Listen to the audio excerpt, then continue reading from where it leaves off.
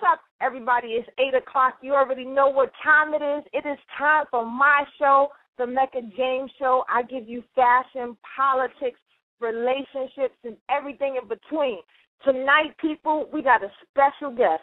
We got Power 105's own radio personality, Charlamagne the God. Not only is he a radio personality, he's the cast member of MTV2's Guy Code and also Guy Court. We're going to come in and he's going to talk about his business ventures and all the things he has going on. If you want to call us up, you can call us up at 347-857-4866,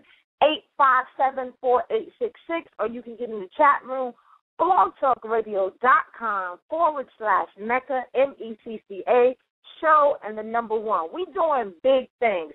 I want you to follow me on Twitter, Mecca from Uptown. Also follow me on Instagram, Mecca James. I want to give a shout-out to everybody last week that called in, that listened to the Basketball Wives, Tammy Roman. Every time when she comes on the show, we have a ball. So I just thank you for rocking out with me today. We have him on the line right now, so we're going to give you Power 105's own Charlamagne the God, the number 1 station in New York City, the number 1 morning show in New York City. He's also the cast member of Guy Code from MTV and Guy Court, and he's just doing his thing. He's on the line right now. It's the Mecca James Show. What's up, Mecca? How you, boo? Hey, what's going on, Charlamagne? Everything good. I'm sorry I'm late. I was actually just filming. I was filming for Guy Code Season 4. So that's why, I was late calling. You're doing some amazing things. God is good, man. You know, I can't complain at all. I was just telling my peoples, man, like, you know, the way I've gotten, the way I'm at in my life is just treating people the way I've always want to be treated, you know. You know, contrary to popular belief, I'm a nice guy. You know what I'm saying? That's what I was telling people. I mean, I'm not saying that I was telling people I'm a nice guy. I was like, Charlamagne is coming on the show, and they was like, we like the Breakfast Club. We love Power 105. I said, you know, you want to ask them some questions live? They was like, nah. I was like, do you get that a lot, that people are scared of you? Yeah, you know, but you know the funny thing is, man, I'm nothing to be afraid of. Like, you know, all I do is what anybody can do, and that's be honest and tell the truth, you know. And I'm not afraid to express my opinion. I think people might be a little fearful just because they're not as open as I am or transparent as I am about not just other people but myself. You know what I'm saying? Like, I'm not afraid to talk about me. So if I'm not afraid to talk about me, I'm definitely not afraid to talk about you. If I'm not afraid to give an honest opinion about myself, I'm definitely not afraid to give an honest opinion about you. So I think people might be scared just to hear what I may think, because I may say something that's truthful that may hurt their feelings, because the only thing that can truly hurt you is the truth, but a lie don't hurt definitely. You. You know, a lie don't. I think we need more of that in radio, personally. Go ahead. We definitely do. We got some questions because you're doing so much. It's between you, Ryan Seacrest, Steve Harvey, and Nick Cannon. You got radio, television. Walk us in the day, like a typical day with Charlamagne the God, because I know you can't be getting a lot of sleep. Thank you for putting me in that category, because I aspire to be like those guys. You know what I'm saying? When those 3 names you just named are people that I definitely look at and say they're big character influences. You know, and it's funny because I told Ryan Seacrest, I met him a couple weeks ago for the first time, and I said, man, bro, you absolutely utilize all 168 hours in the week. And you know that's what I want to do. Like my day to day, you know, I get up at 4:00, you know, get to the radio station about 5, do my morning show, you know, do like a lot of post production, whether it's interviews or, you know, working on the sketch for the radio show. Then like today I had to be at MTV. I had to be at MTV at noon, so I was there from noon to now. And, you know, now I'm getting an opportunity to get home and get some rest. Well, actually go home and watch Catfish, but that's usually my day, man. My day really consists of just me doing radio, then going to shoot a couple of TV shows, and then, you know, going home. Unless it's the weekend and I'm hosting a party or something. But like I just said, man, it's 168 hours in a week. You have to learn to utilize all of them, you know? Yeah, definitely. And that's definitely. what I do. What made you want to go into radio? Well, you know, when I grew up in Moncks Corner, South Carolina, you know, that's the crib. And I was just doing a lot of negative things, man, you know, and somebody told me a long time ago in order to change, well, I read one time that in order to change your life, you have to change your lifestyle. So it just came a point in my life where I cut out all the BS. You know what I'm saying? I cut out anything negative I may have been doing. Whether it was hustling. At the time I stopped drinking, I stopped smoking weed, and I really just focused. And I said, man, I'm gonna do whatever.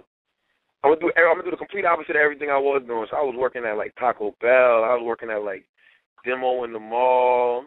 I worked at a telemarketing place called Paragon Solutions. I was just telling myself over and over that I got to create a positive, constructive energy around me because my energy had been so negative and destructive for so long. And I just remember, in that journey, bumping into this guy named Willie Will who did radio. And I simply asked him, like, yo, how did you get on the radio? And he was like, I started off as an intern. And I was like, I can just go down there and get an internship? And he was like, yeah. So that's what I did. I went down to T93 Jams in Charleston, got an internship in 1998 when I was 17, and the rest is history. Or soon to be history. I'm in the process of making history. I'm still writing the story. You are writing a very descriptive story. I wanted to talk more about, you came on the radio. There's a lot of people that do radio because, I went to school for it. What are some advice that you can give people that's starting out in media in general? As far as being a radio personality, I always tell people to live your truth, man. You know what I'm saying? Like when you live your truth, nobody can use your truth against you, and it's always good to be transparent and good to be honest because nobody can be you. God designed us with very unique DNA, so nobody is like us.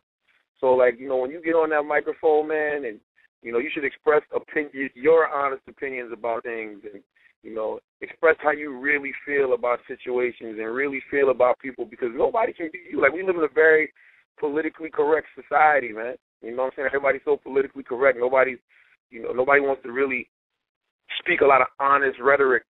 So, me personally as a radio personality, that's what I do, man. I get on that microphone and I live my truth. And everybody that I like is an honest person, as far as radio is concerned, like Howard Stern, Wendy Williams. Yes.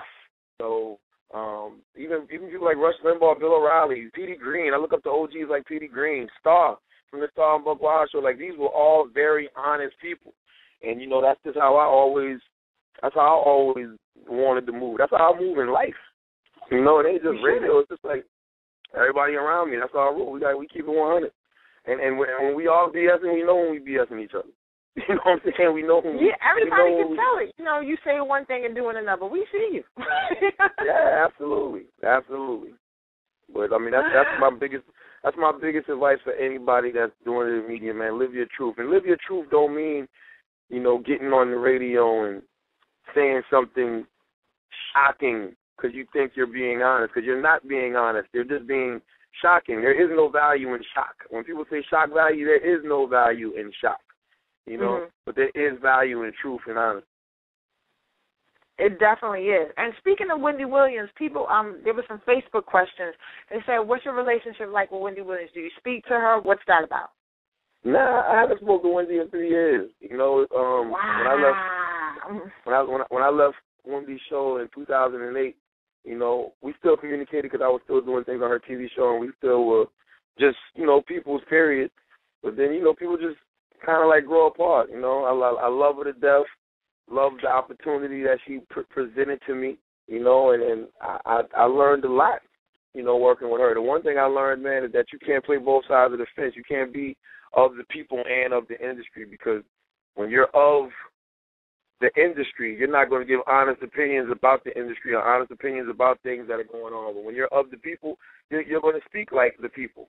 I'm in the barbershop listening to what people are really grooving to, or just walking the street, talking to people, or talking to these kids in these schools, or talking to people on Twitter. I see what, I'm just a regular dude, man. I be in Target buying $9.99 Mo T-shirts. So I hear what just the regular street people are saying. So that keeps me honest, and it keeps me knowing what is really going, what the pulse of the community is. So that's the best advice she ever gave me, man. You can't be of the people and of the industry. And that's what I took from that situation. But it's no love lost, man, because people come into your life for reasons, seasons, and lifetimes, man, and that was for a reason and a couple seasons, and I truly appreciate it. She definitely made an impact in your life. We got another Facebook question. Oh, definitely. We got another Facebook question. She was scared to call in. I don't know what was the situation. She was like, do you like, I think this is Michelle from Facebook. She said, do you like black women? I love black women. The mother of my child is black.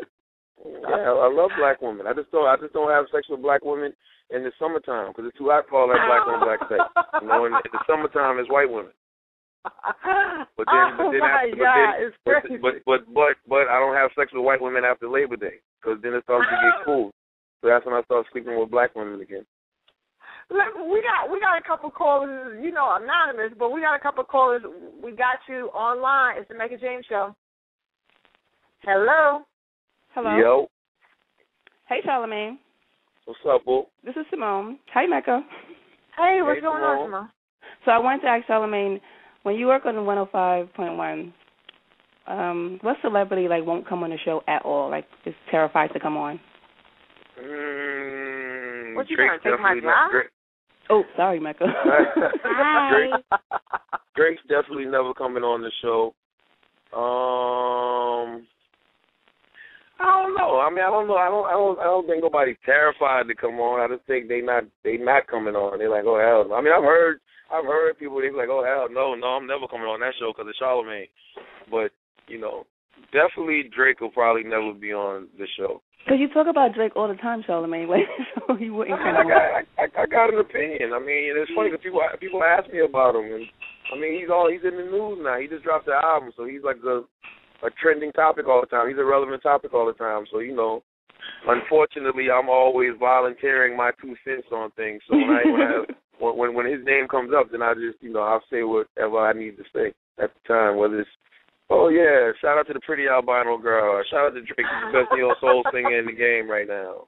I'm supporting Drake. I don't listen to Drake too long because if I listen to Drake too long, I'll start lactating. They got all kinds of Instagram posts about Drake. It's just crazy. Thanks for calling in. Thank you. Thank you so much. We got some more people. Let's talk about Drake. How did that situation even happen? Because it's just basically your opinion. Because you talk about Diddy too, but Diddy came on the show. How did that all happen? And see that, and that's the thing. It's a two-way street. You heard me say street. I'm from South Carolina. Street, S-K-R-E-E-T. But it's a two-way street. I'm really from North Carolina. It's cool. No doubt. It's a two-way street. I'm entitled to express my opinion, and you're entitled to dispute that opinion. Anybody can come on the Breakfast Club. I've talked about Jermaine Dupri. He's come on the Breakfast Club and say, yo, man, I heard you say that, and he's come on there and gave his 2 cents. Chris Brown, Diddy, a lot of different people that have, Little Kim came on there and wild out. She don't like me saying that I think she looked like Jeremy Lin. She wasn't having it. You know what I'm saying? And that's dope to me. I respect that. That makes me respect artists. I mean, I don't respect you when it's just yo, F Charlamagne, I'm never coming on that show. Then damn, I must be saying something that is very truthful and affects you because you don't even want to come on the show and tell me I'm full of caca. Mm-hmm. But I don't care. I don't care if any artist ever comes on the show, man. That's another great piece of advice. That's another great piece of advice I got from Miss Wendy Williams, man. Wendy said, if you got to rely on guests to make your show hot, then your show's not hot. Because guess what? You're on that radio Monday through Friday. Not Drake or whoever. Whoever. These people come out with albums once or twice a year, and they make their press runs. They're not coming on the radio every day like you. People got to tune in because they want to hear you. And that's why that's something I stuck with. And a lot of times, man, them A-list artists like that, they don't even give good interviews, man. The people that give the best interviews be people that aren't afraid to be open. We did a great interview with Life Jennings this week. It's one of the best interviews. It's one of the best interviews I think we did all year, just because he was being so 100. And that's what's good. What is another interview? Because I watch this. I listen to the show every day before I go to work. If I don't, I catch the videos after. I thought of course, Jay was good, but I thought the Irv Gotti and Ja Rule interview was amazing. They dropped some knowledge about the game, money, everything. How do you feel about that interview? I loved it, man. Those are my favorite interviews to do, actually, man. It's funny because I just was telling the people at the web department at 105, I want to create a Legends tab on our website so you can go there and just watch the legends. You know what I mean? The Jay-Z's, the Irv Gotti's and Ja Rules, the Goody Mobs, Fat Joe. Those are all amazing interviews to me. And if you notice, they all last over an hour, even 50 Cent, because it's like, yo, you got so much. Those are guys that have provided the soundtrack to my life. You know what I'm saying? Those are guys that we all grew up on, we all watched, we all studied. So you have so much questions you want to ask them. It's like you're almost asking them 20 years of questions or however long they've been in the game. You've had all of these questions in your mind since that age. You know what I mean? Since whatever age you was when you first gravitated towards them. So those are my favorite interviews to do, man. You learn so much from the OGs. And I really respect that. I mean, I ain't gonna front, man. There's one thing that I was thinking about the other day, and I'm very guilty of it. I'm very guilty of it because I was at the iHeartRadio Festival in Vegas, and I was watching like Queen perform, and you know Elton John and Paul McCartney, and I was like, yo, rock fans, you know, they don't do their artists the way we do our artists. You know what I'm saying? When we get old in hip hop, we tend to like throw our artists to the side, or you know, especially nowadays we worry about who's relevant and who's not relevant. And I'm guilty of that. You know what I'm saying? I'm very guilty of that, man. And I think and me personally, I think I've contributed to people defecating on OG celebrities when we shouldn't. We should really pay homage to them. Now, don't get me wrong. If they out here doing some BS, yeah, we should call them on it just like we would anybody else. But I still think that we should pay homage first. You know what I mean? Yeah. And I think that if we start paying more homage to our hip hop artists, then they can still perform and be around like, you know, the people I just named, Queen, Elton John, Paul McCartney, and whoever. And like Cher, she can rock out till she like 80, but people still give Jay a hard time because he in his 40s still doing hip hop, even though he's still number one. I don't think it's just music. I just think it's our culture, the way we like just disrespect the elders. You know what I mean? Yeah, I think it's the culture, the way we disrespect our elders. Plus, I also was thinking too, hip hop is very youth driven. So a lot of these artists haven't made timeless records that they can perform when they're 40-something years old. Like you probably can still go sit down, throw on a suit and listen to Nas, you know what I mean, spit One Love, or, you know, One Mic, you know what I'm saying, when you're 40-something years old. You can go to a Jay-Z concert and listen to Jay-Z, you know, do certain records. But a lot of people in hip-hop, man, they've made such youth-driven music that they look crazy. You know what I mean? Like, I would love for Little Kim to still be able to rock shows at 50, but ain't no 40-something-year-old woman going to no concert and listening to I Used to Be Scared of the Dick. Now we don't listen to You know what I'm saying? That ain't happening. So I don't know, man. I just think that a lot of hip hop artists, man, they made timeless records, but they weren't timeless records because they're not records that could grow with you. And I think that's one reason Jay-Z's still so relevant, because he's made records that, you know, you could be 20 or 40. They're still grown and cool, fly records. You know what I mean? Yeah, definitely. We look up to Jay, and because what he rap about, he also lives. A lot of these people are rapping about it, and they're not really living it. So that's another reason I think he lasts in the game, too. Absolutely. So we want to talk. There's people on the line. We wanted to talk. How did you get involved with God Code? That's one of my favorite shows next to Catfish. How do you get involved in that?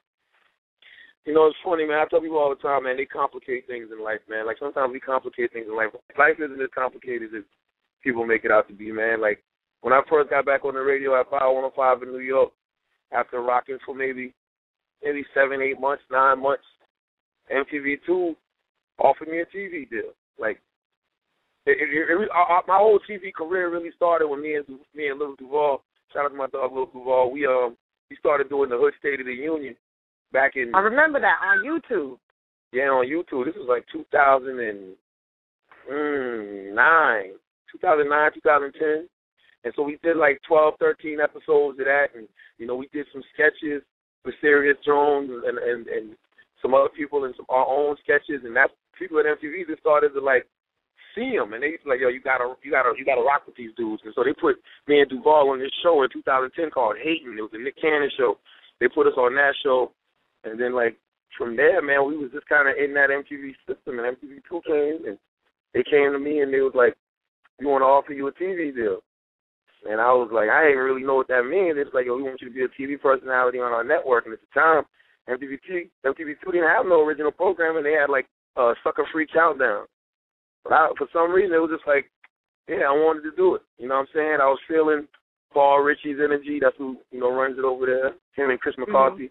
I was feeling Candida. And it's just like, yo, this is something I wanted to do, so I did it. And, man, it's a beautiful situation to watch MTV2 grow the way that it's grown now. You know what I'm saying? We started off with Guy Code, the one original series on MTV2. Now we're working on Guy Code Season 4. It had 2 spin-off shows, Girl Code, which we're shooting Season 2 of that. That's about to premiere in October, I think October 26th. Then Guy Court premiered November 6th. And, Little Duval got his own show, Ain't That America, and I've always wanted to do late-night TV with Charlamagne and friends, so I had a week run of that, with the VMAs, and, hopefully that'll be back soon. So it's just great, man. I like seeing things grow, man. Same thing with Power 105.1, man. We started there 3 years ago, and everybody was like, oh, man, Power, ain't anybody going to ever be checking for Power. They just the other station in the market. But, now we are a real contender. Definitely a real. We ride heavy. Yeah, some people say the champs. You know what I mean? So I just keep working, man. That's my motto, man. Stay humble, keep God first. Stay humble, keep working. That's it. What do you think the chemistry between you, Angela Yee, and Envy? How do you think? What do you think makes it work? Because it seems like you just flow. Like some radio stations, you can tell that they don't really hang out together. You can tell that they just there to do a job. It seems like y'all generally like each other. You're like brothers and sisters. Sometimes y'all hate each other. Sometimes you don't. But you can feel it's a genuineness there. What makes you think it works? That's exactly what it is, man. It's a respect thing. Anything rooted in respect can grow. And we respect each other. We've always respected each other since before we was working together. You know what I'm saying? I used to go on Angela Yee's satellite radio show when she was on Shade 45. She used to let me come up and co-host her show with her. And I just always thought both of them was dope at what they do.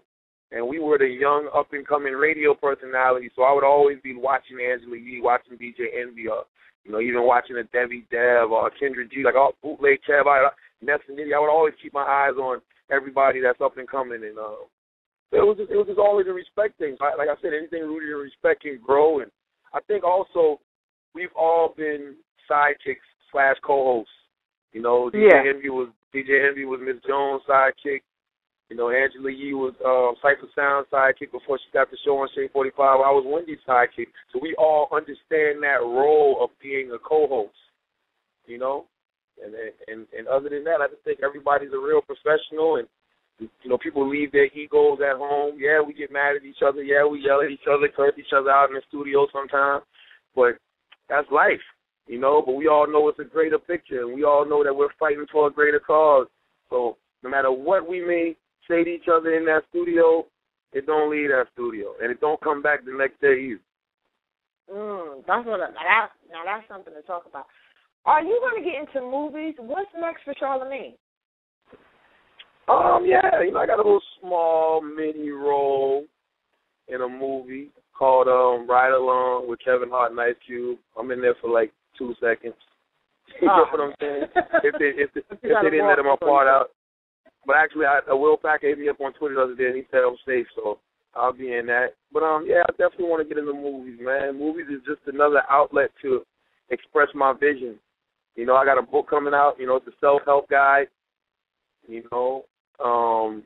That'll be out next year. I'm doing that with Chris Monroe. Chris Monroe, he wrote Manology, and he wrote Manology for Reverend Tyrese, and he wrote both Russell Simmons biographies, Do You and Super Rich, so we're working on that now. And, just continue to grow the Breakfast Club. We're syndicated now. We're on 52 markets with weekends with the Breakfast Club, and in the morning we're in like 8 or 9 different markets right now. So it's gonna keep growing, man. Keep doing this TV thing. Like I really want to be a late night talk show host. So hopefully I can see that happen. I definitely can see that happening. Yeah, so I hope like I said, I did this Charlamagne and Friends on MTV too. So hopefully I'll get more opportunities to do that. And that's it, man. It's gonna keep working. Keep working. Like the main thing I really want to do right now, honestly, is just get into the community more. You know what I'm saying? Like I'm looking at these kids out here, man, and I feel like a lot of these kids really are lost. And you know me, you know, I always was taught when you know better, you do better, and you teach better. Yeah, and you teach better. You know, I'm 33 years old, so it's like I find myself talking to people younger than me, giving them a lot of advice and stuff, but that just comes with experience. Like I be sounding like my pops and don't even realize it. You know what I mean?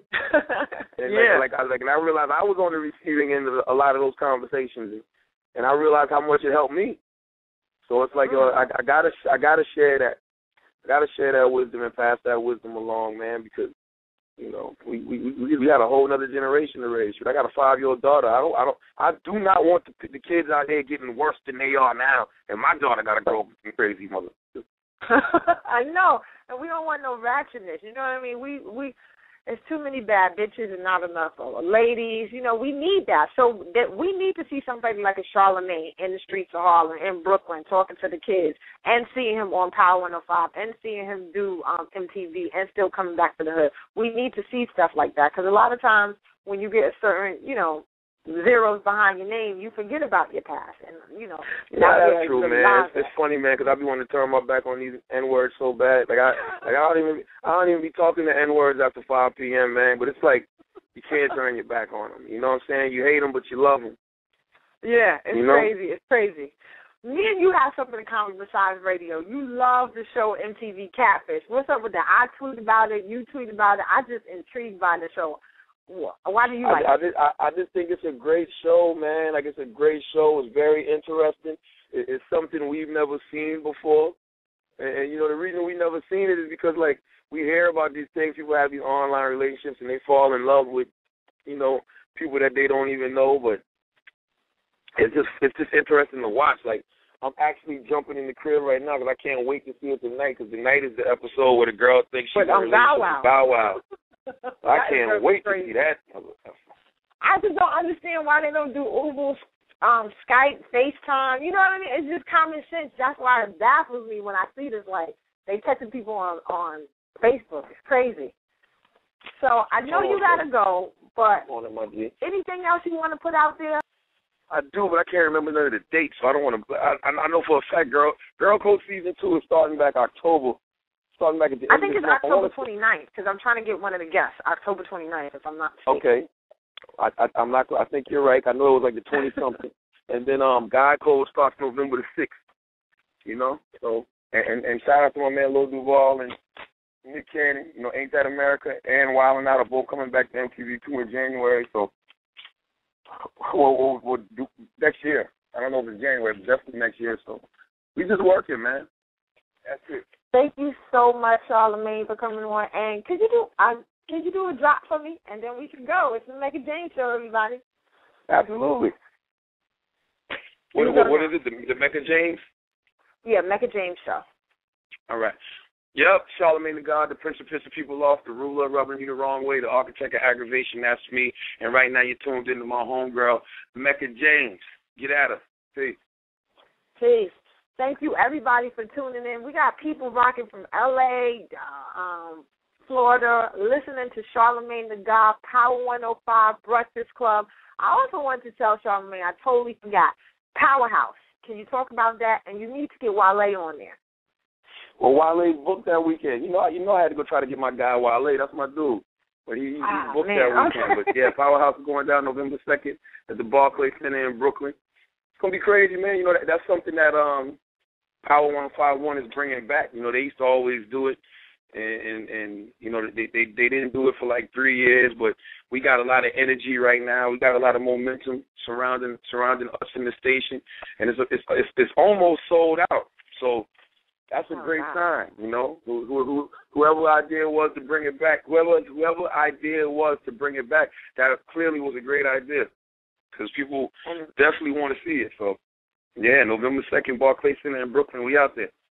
I'll be there. Thank you, everybody, for rocking with me. Thank you for all the people in the chat room, people that was online since 8 o'clock. I love you. It's the Mecca James Show. Love this life. Remember, any show that you miss, you can go to blogtalkradio.com/Mecca Show and the number 1. You can download me on iTunes. I got the Mecca James T-shirts, long sleeves, sweatshirts. Just email me, the Mecca James Show at yahoo.com. I'll post them on Instagram and Facebook. Follow me on Twitter, Mecca from Uptown. Follow me on Instagram, Mecca James. And we have a banging show next week again, Charlamagne. Thank you so much for coming on the show, and we out.